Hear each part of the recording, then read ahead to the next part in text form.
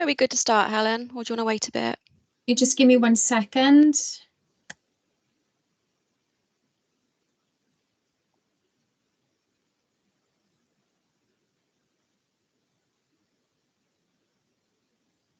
Okay. Good to go? Recording has now started. All good to go. Thank you. Amazing, no worries. So good afternoon, everyone. Before we begin, I'd obviously just like to mention that the session today is being recorded for reference purposes.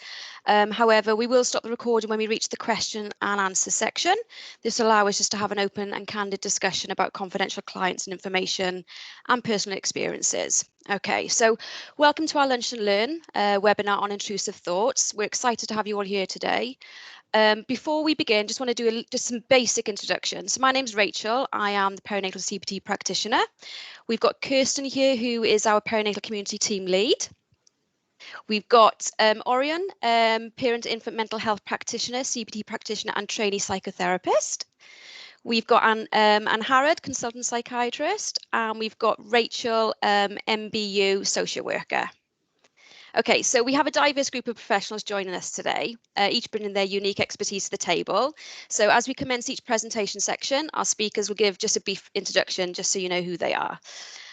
So the format for today's session, so as we discuss potentially sensitive topics during today's session, I guess is essential to create just a safe space and supportive environment for everyone participating. So firstly, I encourage each of you to approach today's discussion with an open mind and a willingness to listen and learn. Secondly, I just want to remind you all to prioritise self-care during and after the session. So if any of the topics we discuss bring up any difficult emotions or memories, please don't hesitate to step away or reach out for support, okay? We're here to support each other, and your well-being is our top priority. And lastly, I encourage you just to be respectful and compassionate throughout the session, okay? We want to create a space where everyone feels heard, valued and respected, okay? Regardless of different opinions or experiences. So now onto the presentation. So like I said, each member will deliver their insights and findings on intrusive thoughts. There will be a section there where we can have Q's and A's. So at the end of the presentation, you will have the opportunity to ask questions. Please feel free to pop questions in the chat as they come up, and we will aim to answer them during the Q&As at the end. If time constraints prevent us from doing so, rest assured we'll try and make every effort to get back to you with a response where possible.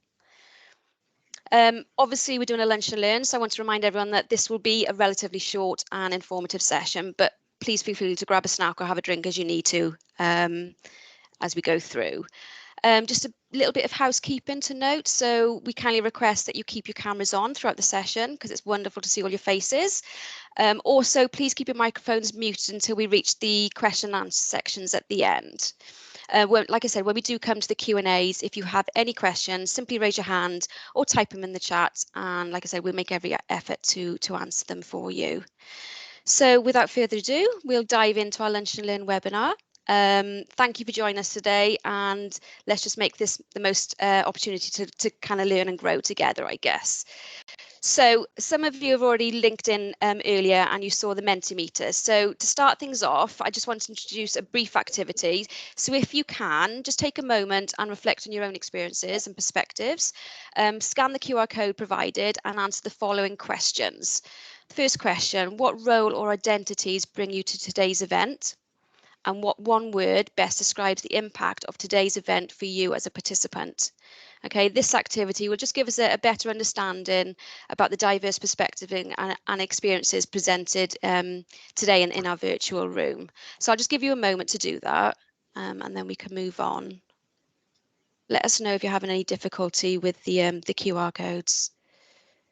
Rachel, it's Helen. I haven't shared the QR code as yet for the final Menti, so it's just the roles and identities one first. There we go, no problem.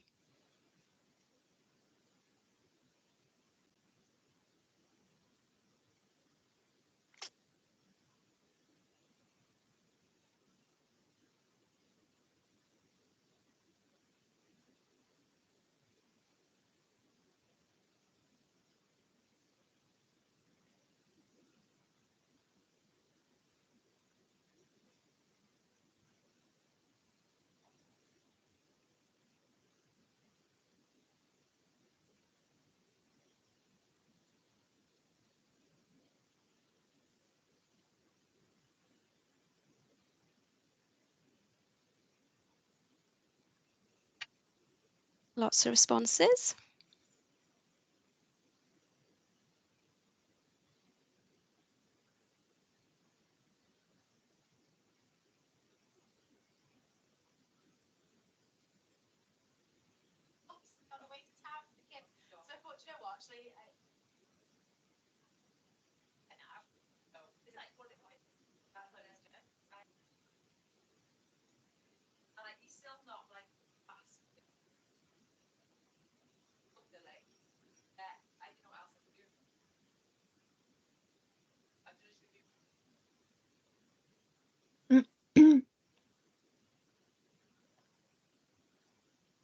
Wow. Excellent. Impressive, Matt. Okay, you happy for me to stop sharing that? Yeah, brilliant. Okay.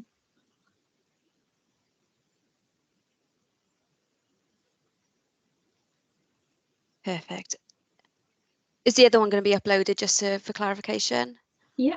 Yeah, thank you.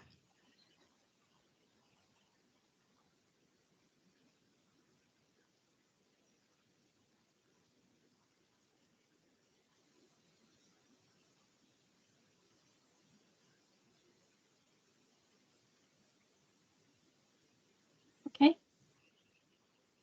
Okay, brilliant. So, excellent. So, excellent. Thank you for that. So what we need to do now is we're going to move on. So my colleague Kirsten and myself will begin the session. Okay. So what I want to kind of address is, so as we begin the presentation, I guess we may use the term mothers to address perinatal mental health topics. However, what I want to kind of stress is it's crucial to acknowledge that these issues impact individuals across a diverse gender identities. So that includes women, LGBTQ plus individuals, and those whose gender do not align with the sex that they were assigned at birth. Okay, so our language isn't intended to overlook anybody. Our focus is not an exclusion, and we will continue to campaign for high quality, compassionate perinatal mental health care for everybody who needs it. So the aims and objectives for today. So we'll start by clarifying what intrusive thoughts are and how they manifest. We look to explore the prevalence and impact during the perinatal period. We'll then move on and discuss how intrusive thoughts manifest in clinical practice and their implications for mental health. We'll examine how to identify and assess intrusive thoughts within the clinical settings. We'll emphasise the importance of normalising intrusive thoughts and reducing stigma. We'll discuss when intrusive thoughts become problematic and when they require further intervention. And lastly, we'll touch on how intrusive thoughts intersect with safeguarding concerns. So what I will do now, I will hand you over to my colleague Kirsten. Thank you, Rachel. So we'll start with the definition of intrusive thoughts, and it's really important to note that intrusive thoughts happen to almost everyone at some point in their life. It becomes potentially a feature of mental illness if they regularly occur and impact on you on a day-to-day basis. So an intrusive thought can present as clinical features within depression, anxiety, and obsessive compulsive disorder, abbreviated to OCD. And just to give you some idea of the prevalence of some of these conditions, so in terms from the Royal College of Psychiatry, postnatal depression can affect 10 to 15% of mothers. Anxiety can affect 18 to 25% during the antenatal period and about 15% in the postnatal period. OCD occurs in about 2%, but this will be higher if there's already a prior diagnosis of OCD. Intrusive thoughts are not pleasant. Nobody enjoys having intrusive thoughts because they usually are unwanted negative thoughts and images that frequently intrude on our thinking, and they will always be negative, and it will always have some significant impact. So a lot of thoughts around death, dying, and things happening, bad things happening to themselves or significant family members or their infants. They're very difficult to dismiss. They're not easily, you can't easily sort of get rid of these thoughts, and they will keep recurring. So the content with intrusive thoughts is the same as those when they have within a psychiatric disorder. So if they're diagnosed with a mental health condition or without, so the content does not change. They are distracting and take up our attention, and they can play an important role in maintaining the disorders in which they occur. So compulsive actions, which such as checking or over-sterilising of bottles or excessive cleaning to try and manage the intrusive thoughts of maybe germs and negative consequences of infection. They will spend copious amounts of time trying to do these actions to try and manage those anxious thoughts that result from the intrusive thinking. Next slide, please, Helen. Thank you. So perinatal period and intrusive thoughts. So intrusive thoughts of harming one's baby are really common amongst clinical and non-clinical samples alike. Again, that's to reiterate that they can occur in the absence of mental health as well as during someone who has got a mental health condition. They may become more distressing and challenging in mothers who are suffering from mental health problems because of the fear of stigma, the fear of being judged, increased feelings of guilt and shame, and lots of concerns about baby being removed by statutory services. It is important to emphasise to parents for their understanding that these are common thoughts and how common intrusive thoughts are, and it does not mean that they will act on them. If anything, it's quite the opposite of what they actually want to do, which is why they find it so challenging and difficult to manage these thoughts. And acknowledging that these thoughts do exist is really helpful to allow patients and our parents that we support that they do happen, and that it is to normalise them to a degree that it is okay to disclose and talk about these thoughts without fear of repercussion. And once you acknowledge intrusive thoughts and understand the mechanism behind them for these women, often it will help in terms of significance and frequency when people understand. But if that doesn't happen and they do remain persistent, then they do require further treatment. And that's where specialist perinatal mental health teams and primary mental health services come into play. And we look at primarily psychological interventions such as cognitive behavioural therapy and or with the inclusion of use of medication as well. Next slide, please. So it's really important to note that intrusive thoughts are not in themselves indicative of risk. However, they are likely to be of an increased significance when they occur as part of an existing mental health condition, such as depression, anxiety, or OCD. And although much of the research in this area has been focused on mums, intrusive thoughts often frequently occur in fathers and significant others also. Next slide, please. So when we are looking at inquiring about intrusive thoughts, it is a really common worry with clinicians that if we start asking about these things, that we're going to increase the prevalence of them or the intensity and the likelihood of a parent acting on these thoughts. But we know that this isn't the case. Often parents and mums, particularly when they feel safe and able to make this disclosure, we actually know that it is of benefit and they find it helpful. They will rarely spontaneously volunteer having intrusive thoughts, even when asked generically about their mental health, because of the significance of how horrible these thoughts are. So if you think of a mum who's having thoughts of harming her baby by throwing them out the window or suffocating them with a pillow or dropping them or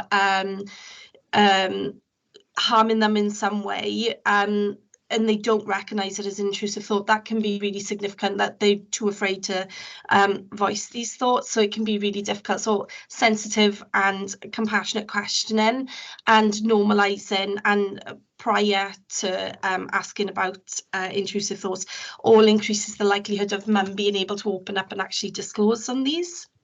Next slide, please. So again, in terms of disclosure, it's more likely to be within that trusting relationship, and hence continuity of care with the practitioner is really important, and the relationship that they develop with that practitioner. And it's been found to be really helpful to actually put it out there first, as in some mums do experience these thoughts, and that these thoughts can be really common amongst the general population, not just within the remit of mental health. And lots of people, there's been lots of studies of individuals who have no prior mental health issues or diagnoses having experienced intrusive thoughts. It's just that opening gambit to allow mums to feel safe and secure that actually there isn't something really horribly wrong with them that's going to result in some really negative repercussion, and the fact that they're a horrible parent, can't parent their baby, that actually, you know, this is really common. Actually, loads of people experience it regardless of mental health, so it's okay to disclose. And again, it's just to reiterate that being able to disclose that and discuss it, and to be able to have that conversation with professionals and knowing and normalizing it, that actually, you know, that's a huge relief to them, and they feel more open. And once that happens, then people are more able to access the right support and help that they need. Next slide, please, Helen.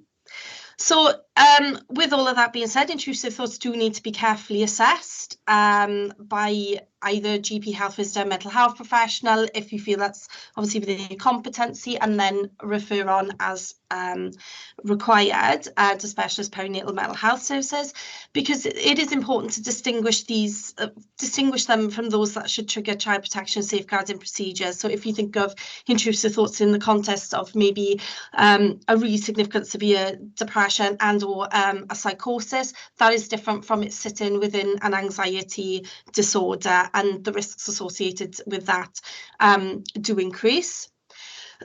The main thing to note is that the assessment is likely to reveal that the thoughts are intrusive and ego-dystonic, which means that they're inconsistent with the mother's view of herself, and that's really important to note. It's inconsistent with the mother's behaviour and causes the mother distress and dismay.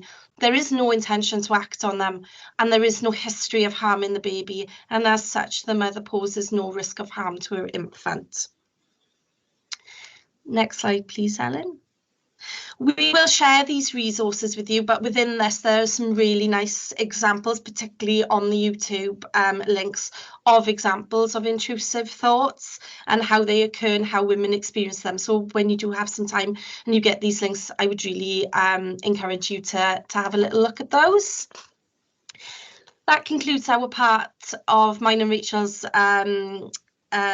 presentation. So I'd like to hand you now over onto Orion Burns, who will take you forward into the next part of her speech.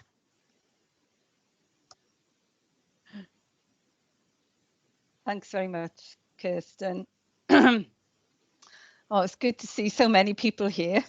One of my favourite topics. So anyway, I'll just crack on with this. And to say that essential maternal primary preoccupation is something that has been recognised for almost 70 years. And it was Donald Winnicott that, through his work with mothers and infants, first identified that new mothers enter a period of intense sensitivity in relation to their infants. And this presentation aims to assist you in making the distinction between clinical disorder as opposed to features of healthy and functional intrusive thoughts, preoccupation and obsessiveness with the infant, and repetitive behaviours and apparently irrational worries that are seen in maternal preoccupation, primary preoccupation. Next slide, please. Next slide.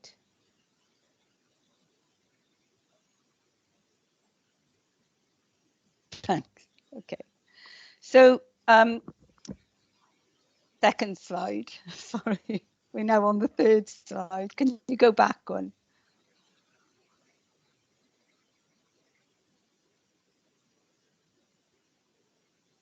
Thank you. Thanks. So before I go through this slide, sorry, it's rather dense.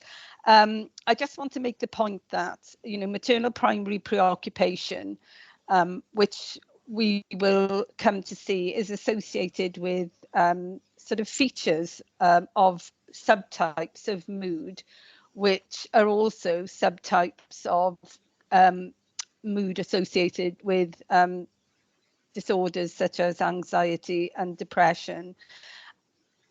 But they maternal primary preoccupation actually does not represent low-level depression and anxiety, as they are often referred to. And the second point to make here is that maternal primary preoccupation doesn't actually become OCD. Maternal primary preoccupation needs to be understood as a discrete and essential mood state and set of behaviours. So what the research actually tells us about maternal primary preoccupation is that they are a biobehavioural mechanism that promotes survival of the offspring.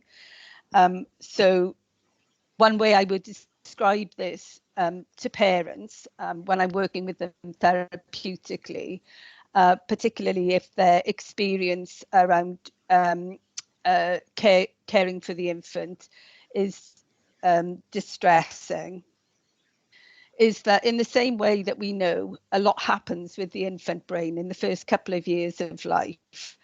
So when a mum has a baby, parts of her brain are actually activated that she never has need for outside of that maternal state. So this isn't specifically a sort of a matter purely of executive function and cognitive processes, but maternal primary preoccupation is actually driven by sort of highly elaborate neural mechanisms that mediate complex maternal behaviours for vigilant protectiveness towards the infant. And similarly, they're characterised by maternal exclusivity and an obsessive-like involvement with the infant. And this is the bit that actually is quite troublesome sometimes when practitioners are trying to make the distinction between is this situation okay for mum and baby, or are we dealing with the problem, is that maternal primary preoccupation is shown to be driven by high levels of anxiety. And when we think about anxiety, I just want to make this clear, you know, we often think about the clinical state of anxiety as opposed to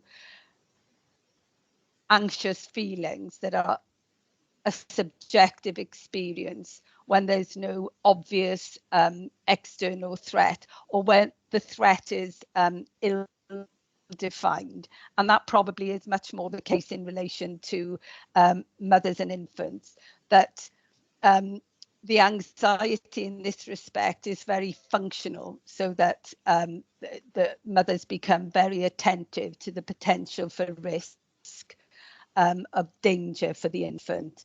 And as we see with the first point, that maternal primary preoccupation consequently serves to promote survival of the infant. So this maternal primary preoccupation is also associated with high levels of guilt, and not really panic as in panic disorder, but panicky feelings. So heightened feelings of, let's call it fight or flight, but that intense experience that comes with panic. And these sort of unpleasant experiences that are associated with maternal primary preoccupation actually serve as stimuli that facilitate caregiving and the development of parental bonds with the infant. And these can be seen in immediate caregiving behaviours, such as so touching, nuzzling, stroking,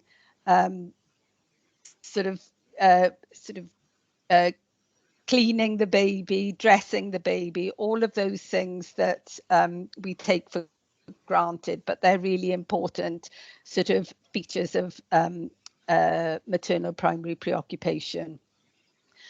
So I've already said this, but it can't really be overstated that features or subtypes of mood, they don't actually equate with psychiatric disorder. And as we heard from Kirsten, Really, one way to think about subtypes of mood, such as anxiety, guilt, and sort of feeling panicky, is whether or not they subside in relation to action taken, which would be consistent with primary preoccupation, or whether or not they are fixed, rigid, and global across all aspects of function. So the other thing that's worth understanding is that aside from sort of medical interpretation of intrusive thoughts and harm avoidant behaviours, there are evolutionary theories for the rationale for the presence of such mood states, and that, you know, when they serve to keep us safe and alive, that they are actually adaptive, and that it's the aversiveness or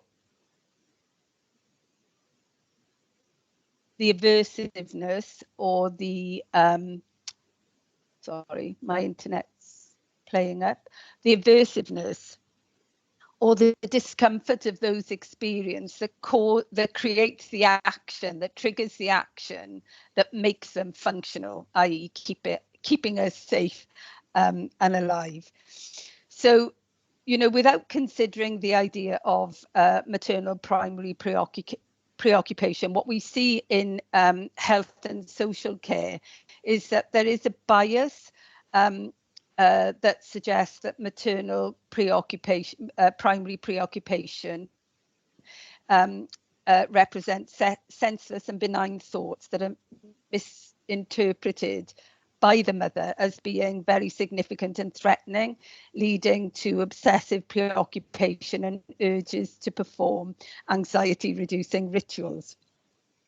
And the next slide will actually explain that in more detail, but just to sort of finalize the idea of making the distinction between clinical disorder and functional mood states, what the DSM tells us is that we need to understand the context of mood states and behaviors in order to make the decision as to whether or not they represent clinical risk or actually functional.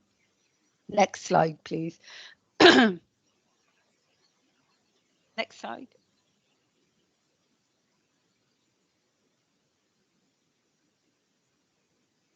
Thank you.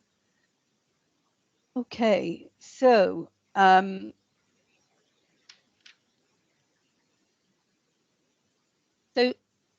Lechman et al.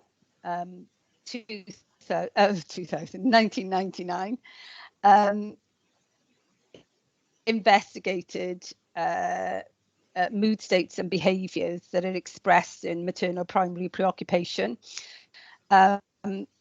and whilst they revealed similarities to OCD, that's what the study actually considered, you know, the overlap between maternal primary preoccupation and OCD. What the study found was that there were similarities in the features of maternal primary preoccupation with OCD, but that they were clearly distinct from clinical disorders such as OCD and depression. So what the study shows is that 83%, so close to, you know, almost all mothers experience distress if they're prevented from checking. And we know that sort of repetitive checking is quite a sort of typical feature of maternal behaviour, particularly in the first 4 months, first 4 postnatal months, that mothers will express feeling guilty prevented from checking, so more than 50%, and that pretty much 100% of mothers experience feelings of anxiety, so worry about the well-being of their infant. Are they doing enough job? And are they doing a good enough job? Whether they're enough for their baby, expressing those sorts of concerns. And also feeling panicky, for example, if they slept throughout the night, so more than a quarter express this. And I don't know, I think, you know, there are lots of practitioners in the audience, and, you know, I can think of many mothers who have said over the years, you know, I felt really bad when I slept throughout the night, usually because the baby has slept throughout the night, but worrying that they hadn't been attentive enough and checking on the baby in the way that they might have done previously. So the other thing that Leckman's study showed was that there were many repetitive thoughts and behaviours, all of these unrelated to infant care. So both mothers and fathers, almost 100%, had this experience, that there was an increase in cleanliness and repetitive washing. So again, close to 100%, 79% of parents had this experience. And we talk about things like nesting and, you know, just the need to get a household into order in preparation for the baby.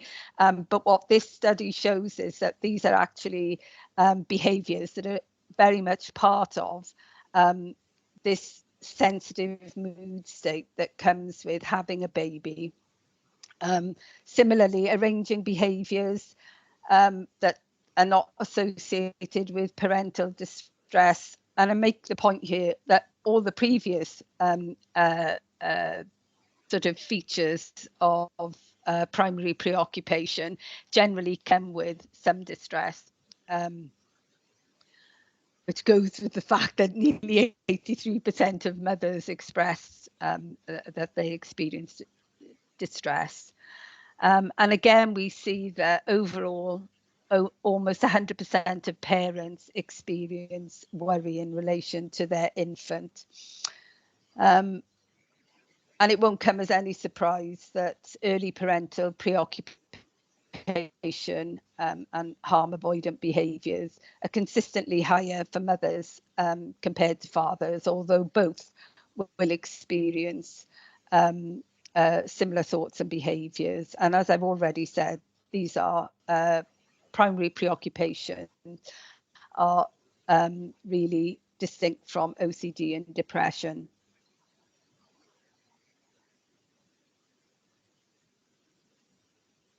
Are we out of sync with the slide? I think that's right. Yeah, okay. So a second and complementary study from the same researchers is the nature of a mother's tie. And this investigates mothers and infants under 3 conditions. Essentially, mothers with full care of healthy full-term infants, partial care of healthy preterm infants, and the third group were mothers with very preterm infants that were predicted not to survive, so their condition was incompatible with life. And this study revealed some really important findings that I think are really helpful for practice, and you know, this study's recommended reading really. But the close proximity of the mother with the infant actually promotes and intensifies maternal primary preoccupation, and that separation from the infant diminishes maternal preoccupation and bonding behaviours. So those have those 2 factors have very real implications for how we work with mothers, vulnerable mothers and infants. And so in a nutshell, if we look at points 1 and 2 here, what do they tell us? Point 1 tells us that preoccupation with infant safety leads to bonding and caregiving behaviours that are essential for infant attachment and survival. And the second point means that parents, within the context of maternal primary preoccupation, parents represent their infant with affection and in idealizing ways. So these are sort of two ways to think about maternal preoccupation as a way of understanding the distinction between clinical mood states and functional mood states and behaviours. Next slide, please.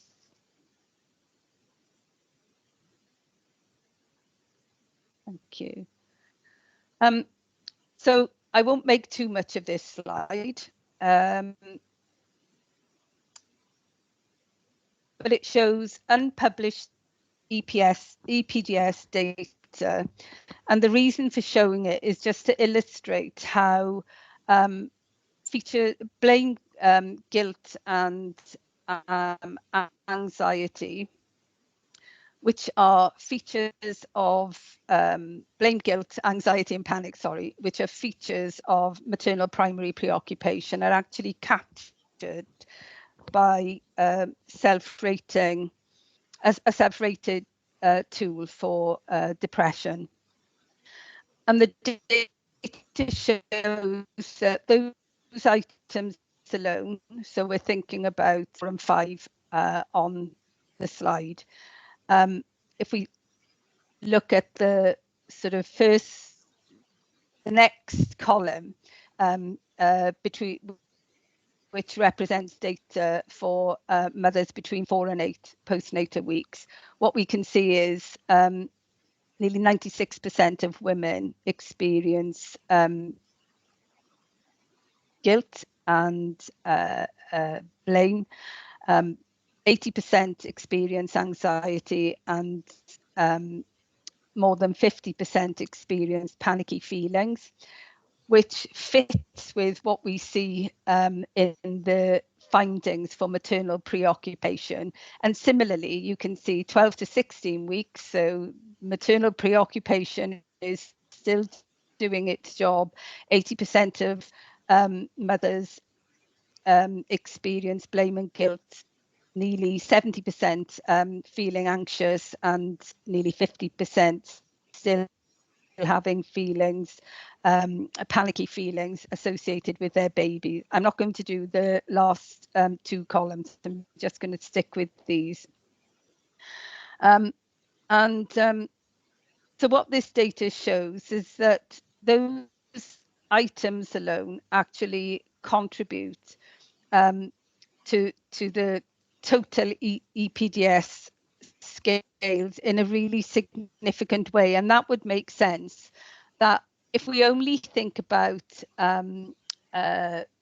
mood states from a clinical point of view, as this shows, we are actually capturing or representing potentially functional mood states as clinical disorder. And again, it's really important to be able to make the distinction between where these mood states sit in relation to OCD, depression and anxiety, and maternal primary preoccupation. It's just important to say it's important for us as practitioners to be able to discriminate between the normal and clinical.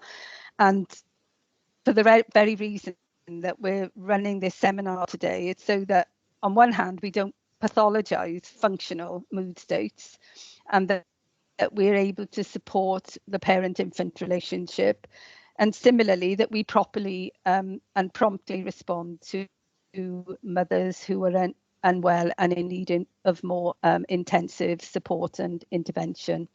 Next stage, please. Next stage. Next slide, please. Okay. Okay, so this is just a sort of a diagrammatic representation to help us think in practice about how we might incorporate the idea of primary preoccupation and versus clinical disorder as a triage assessment that will help us to develop case formulation for additional support and intervention. And thinking about the content of primary preoccupation and how they are functional, some of the questions you may ask yourself in practice around maternal primary preoccupation is, how does the mother represent the infant? So is it negative or positive?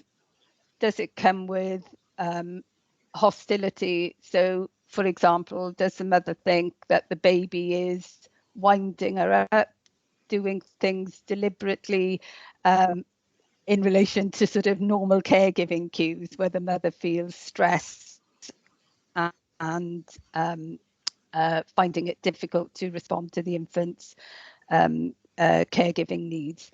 How does the mother touch the baby? Is it affectionate?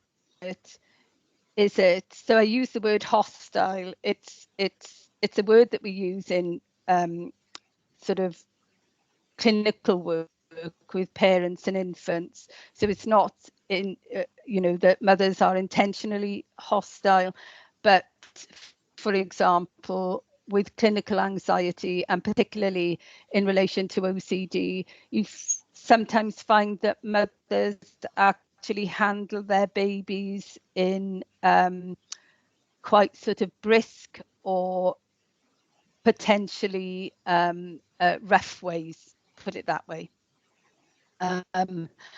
As opposed to in maternal primary preoccupation, the sort of mood states that drive behaviours would result in much more affectionate touch that communicates some very important information to the baby about how safe they are.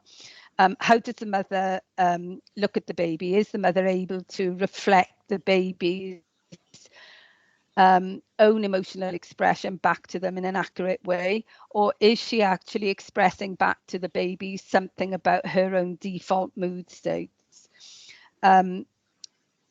Do the mother's intrusive thoughts, worries, harm avoidant behaviours support good enough caregiving, i.e. are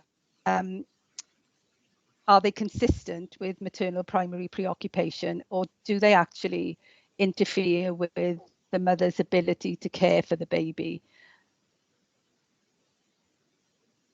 And finally, last slide. I just wanted to, I thought this was a lovely quote from Donald Cohen, 2001. When we think about the work that we do with parents and infants, and how that sets the scene for the infant in as an individual in its own right. So what fascinated me most was how intimate relationships and the desire for being with the other precede the rest of cognitive development, and that this social motivation moves these other achievements forward, including meta-representations and theories about others' minds. This intuitive, deeply encoded social orientation is first expressed in the mother's arms and then forms the basis for all future I-thou relationships. And it's worth saying that the mother as a baby is informed about how well she can be a mother to her own baby by that experience. Thank you. Sorry, you had to put up with a croaky voice.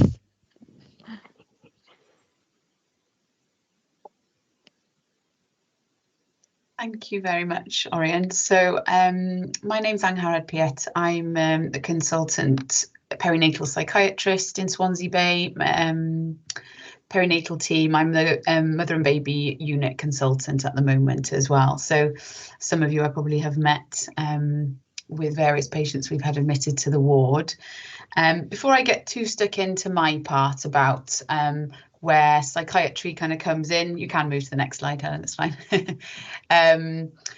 I would just sort of caveat it with saying that obviously we've got quite a diverse audience here, so it's brilliant that we've got lots of people from health visiting, and I think some social workers, and as well as some what I assume to be perinatal specific staff. So we wouldn't really expect people to leave this being competent in fully diagnosing and assessing OCD or being able to treat it.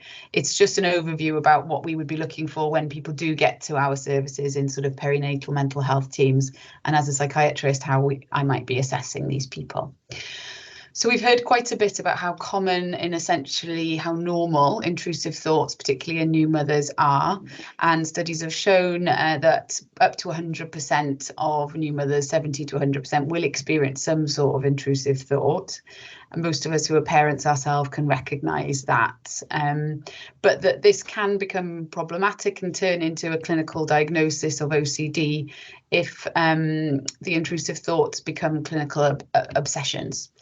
And the way that we would define this and assess this is the main sort of take homes are that the thoughts become very distressing and that they cause some sort of impairment in the person's life. So they may not be able to function as well as they were previously.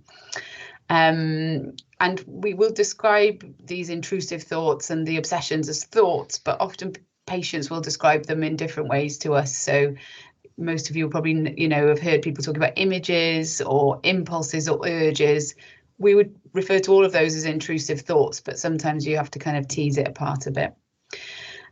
Compulsions are the associated acts. So often we think of these as physical acts, for example, checking, washing, things like that, but they can be mental as well. So thought suppression, trying to avoid the thought, which takes a lot of energy, sometimes going through mental rituals, lists, praying, that kind of thing, in order to reduce the anxiety from the obsession, and can also be reassurance seeking. So we'll touch on a bit more of those as we go through. Next slide, please.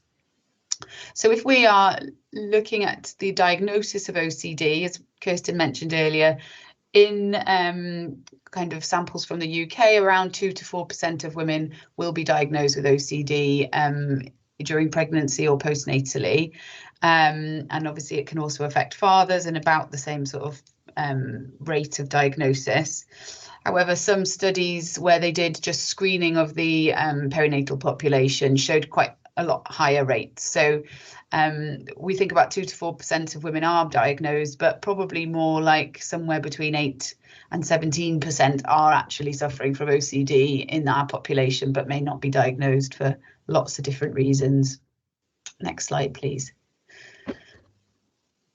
So I want to skip through these relatively quickly. It's a bit technical, but they're there for reference for when you get the slides. But when we are looking at a diagnosis of OCD specifically, we use either the sort of ICD or the DSM, which I'll give you later.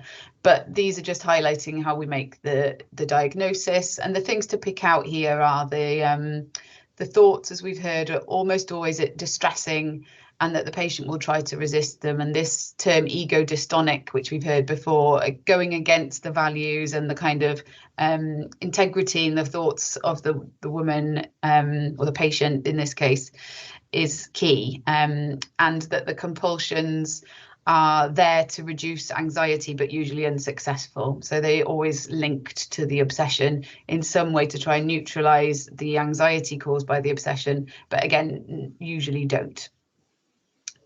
But people will tell you it's very difficult to resist those compulsions. And there is a sort of subtype of OCD, which is predominantly around obsessive thoughts without any of the acts, without any of the compulsive behaviours. We'll talk a bit more about other diagnoses, but it can overlap quite a bit with a depressive episode and where there's just sort of rumination. So again, careful assessment is needed in this sort of case. Next slide.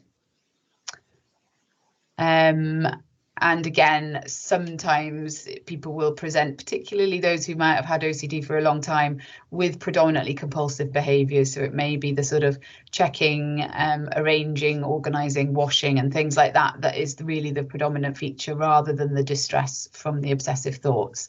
I'd say that's quite uncommon, but it is a subtype. Next slide. And then there's another way of categorizing it, again, DSM-5, which is primarily used in America, as many of you know. But again, it just highlights that the things that we're really looking for are the presence of obsessions and compulsions.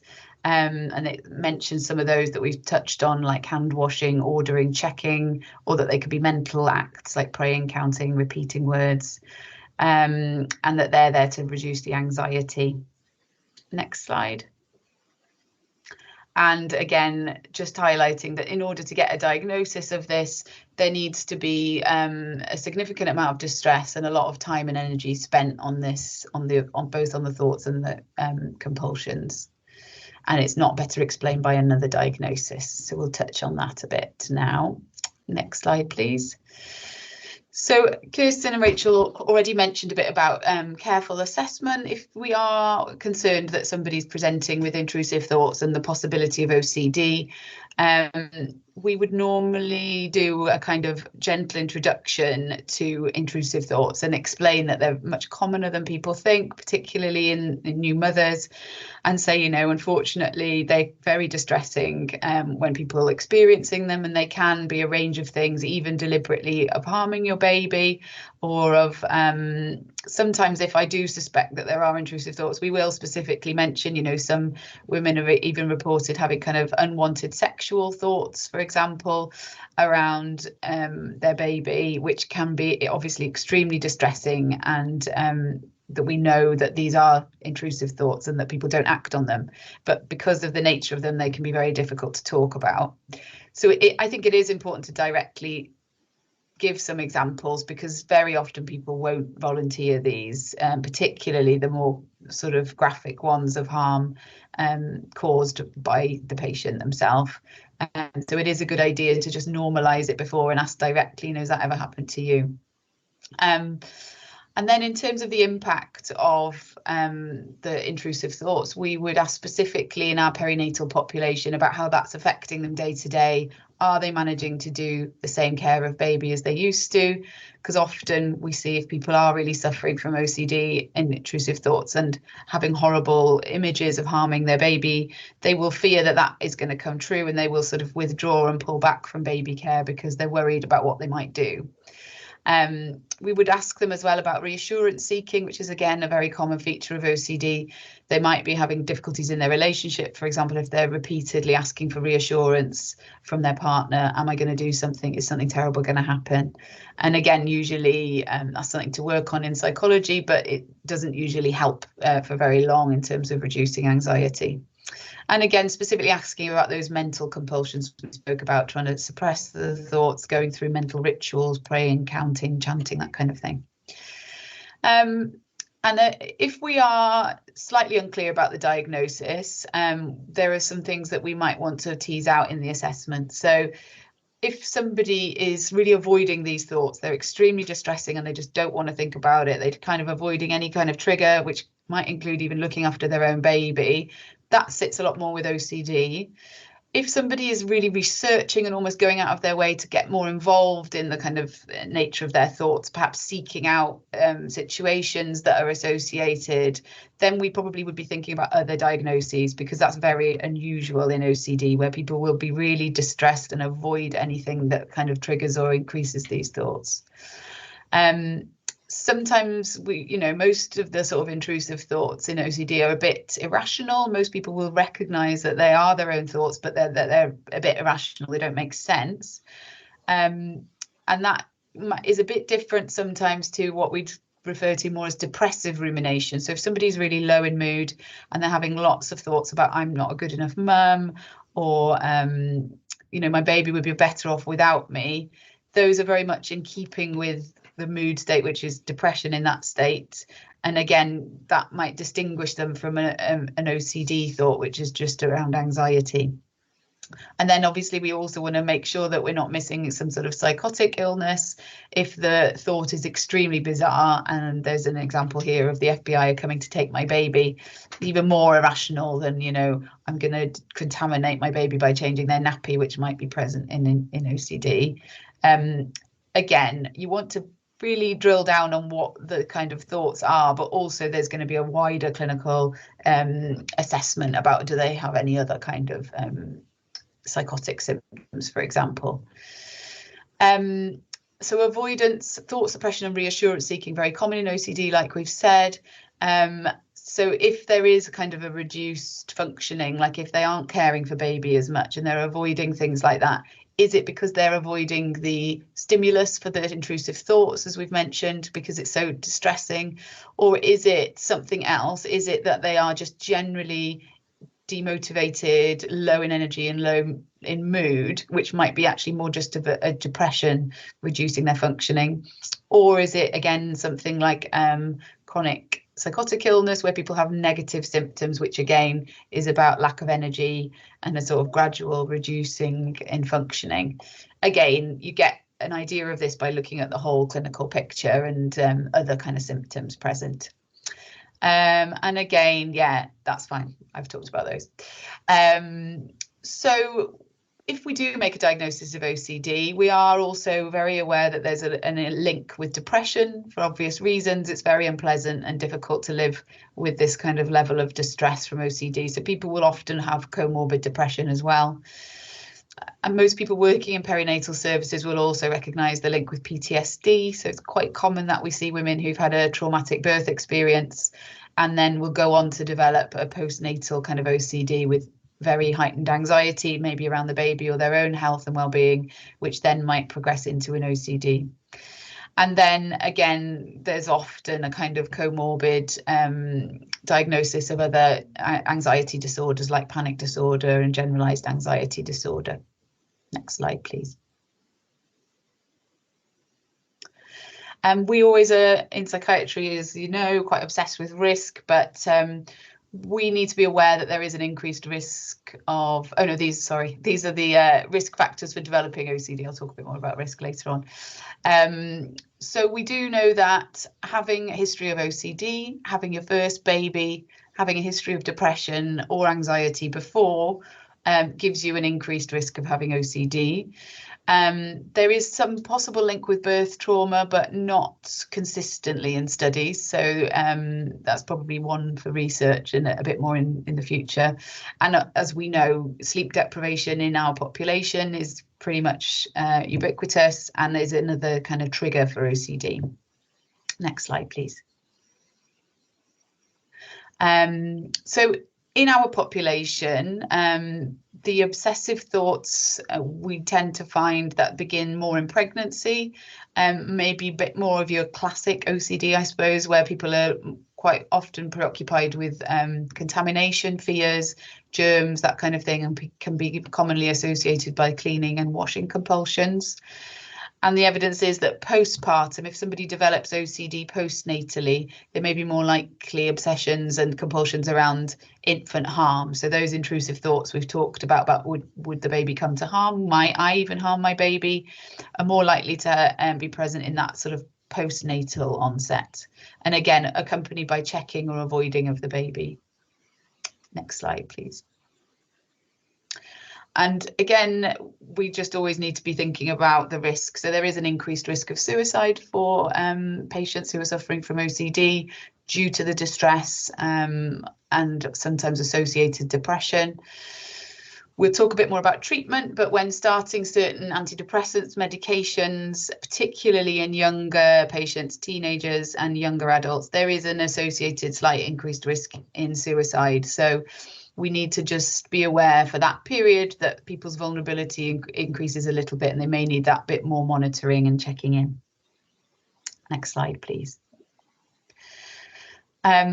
Rachel, my colleague, will talk more about this, but the real take home from this tutorial today is that there is no evidence that people with intrusive thoughts in the context of OCD have acted on those intrusive thoughts. So even the most horrific, graphic kind of descriptions of chucking the baby out of the window, sexual harm to the baby, things like that. Very alarming, obviously, to the patient and to the professionals dealing with them. But if the diagnosis is correct and they are intrusive thoughts, that the women will not act on these. And that is a key kind of take home. That's why the diagnosis is so important, because in cases of depression where there may be not intrusive thoughts, but they are thoughts, for example, I can't cope with babies crying, sometimes I feel like I want to throw him out the window, maybe he'd be better off without me, we would say that that isn't an intrusive thought in the sort of context of OCD, and that might need further input, you know, from mental health and safeguarding processes, because the risk is a bit different. But in OCD, the main risks we find are of avoiding baby care, like we've talked about, or of perhaps excessive cleaning and checking and things like that of the baby. And it's interesting the link that Orion sort of made with the usual maternal preoccupation, which can also kind of appear like intrusive thoughts, being very, in a sense, expected, and it enhances the sort of maternal infant bond.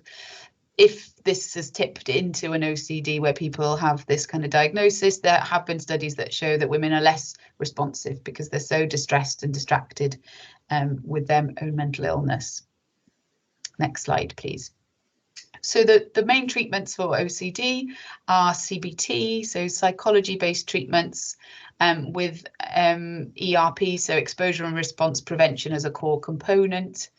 I'm sure there are lots of sort of psychologists watching the part of this that know a lot more about this than me, but this is the broad sort of treatment guidance from NICE guidelines and things.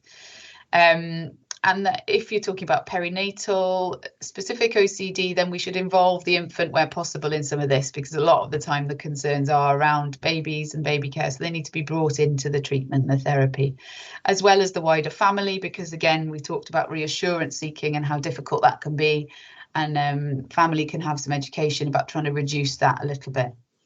And that medication plus therapy is usually the most effective. Thanks. Next slide.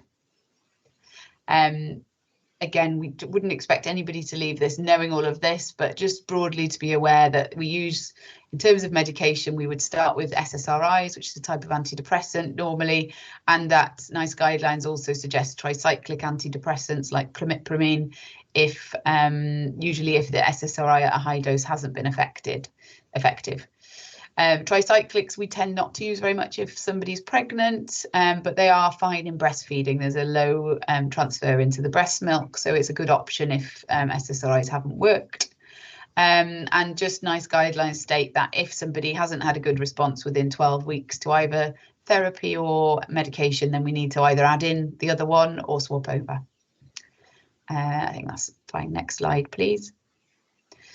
And again, remembering that it's not only the medication and the psychology. As perinatal teams, we have lots of different interventions that are really helpful. So nursery nurses play a key role in that attachment and bonding support, as well as other interventions like VIG and Grow Brain.